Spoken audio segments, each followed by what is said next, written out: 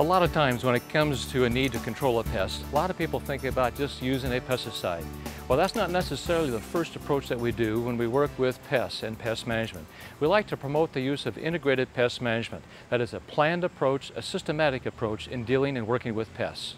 There are about 6 different methods of controlling pests within integrated pest management, and I'll refer to integrated pest management as IPM.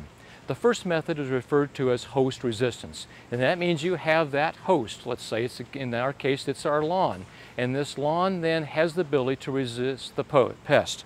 Now in this case, let's plant the seed crop to begin with that happens to be able to genetically resist the pest. In this case we're referring to disease. We have this type of a crop right here that is genetically able to resist disease problems in our lawn. A second type of IPM is actually referred to as biological control. A great example is when we recognize the value of naturally occurring insect predators, and they in turn will feed upon other insect pests that we have in and around our garden as an example. The third method in IPM is cultural control. That's when we identify that pest and we change the culture or the environment around that pest so that we then encourage our crop or lawn, for example, to compete very strongly with insects or diseases. A good example is just with proper lawn fertilization. If we have the proper fertilization, we then have that crop, our grass, growing strong and vigorous so that it competes with weeds. We can also do some other things.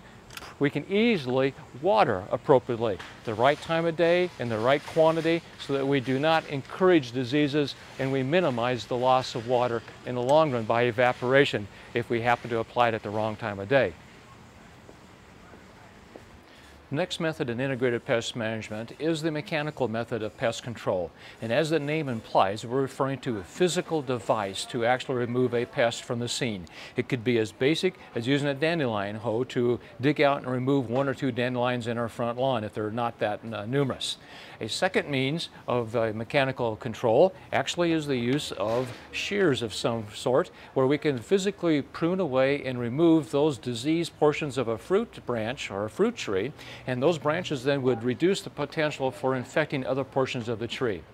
The next means of IPM control is the type of control referred to as sanitation. Now if we use this container of seed again, we now see that this seed actually says on the label that it contains no weed seed. And that means it's very important to us that we're not planting our pest problem. Sanitation is the key here, and we have good quality, clean seed. The sixth method of integrated pest management that we wish to share with you about the control happens to be pesticides. And with pesticides, we happen to have about 18,000 different pesticide products in the market in the United States, evolving from about 700 different active ingredients. We choose a pesticide when to control a pest only if the first 5 methods are not working as we consider them in our integrated pest management approach. But if we make that selection to choose a pesticide, we always read and follow that pesticide label.